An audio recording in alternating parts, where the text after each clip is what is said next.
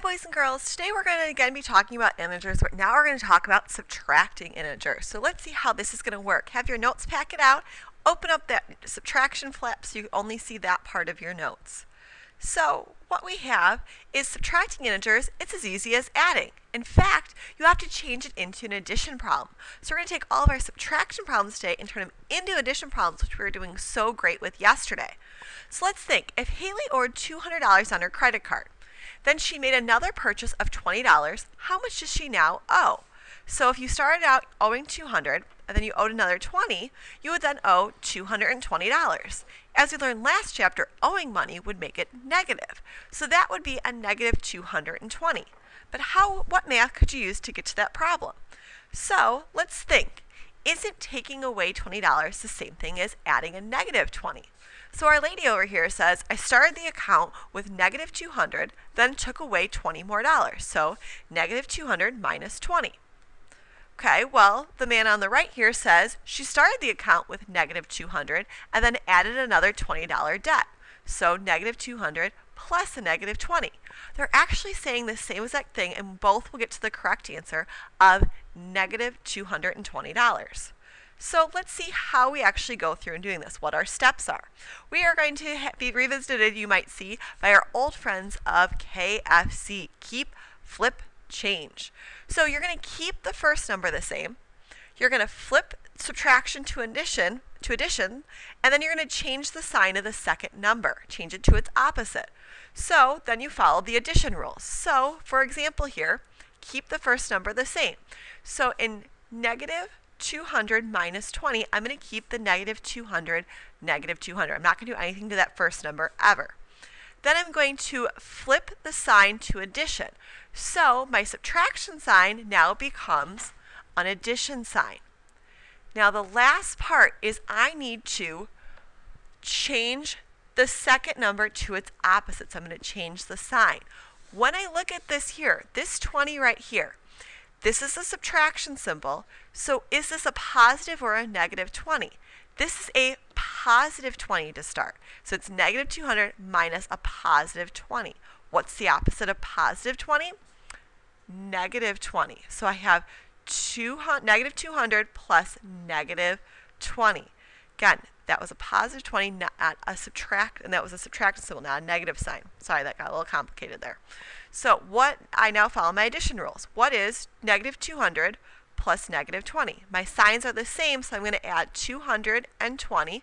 So I get 220. They're both negative, so it's going to be a negative 220. That might have been a little bit confusing, so let's do some examples together on your packet. So under where it says examples, we're going to go through these four problems, sorry. So if I have negative 12 minus 15, I'm going to keep the first one the same. So I'm going to keep that as a negative 12. So let's write down negative 12 on our paper. Now I need to flip my subtraction sign into an addition sign. So this is going to become negative 12 plus 15. Then finally, I need to change my negative 15 into its opposite. My positive 15 into its opposite. So what's the opposite of positive 15? Negative 15. So I now changed my problem into negative 12 plus negative 15. When my signs are the same, I find the sum. So what's 12 plus 15? 27. Since both numbers are negative, my answer is going to be negative as well. All right, let's try the next one. I'm actually going to change this to negative 9, not negative 90. Let's keep the numbers a little bit smaller here. So I have 10 minus negative 9. Going through my steps, I'm going to keep this first number a 10. I don't want to change it. Do this one on your paper with me. I need to flip the subtraction sign to addition. Then finally, I need to change the last number to its opposite. So I have a negative 9. The opposite of negative 9 is positive 9.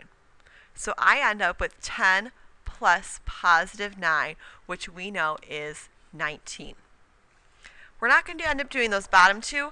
Let's actually do a couple more, but I'm going to show you them on a different slide here.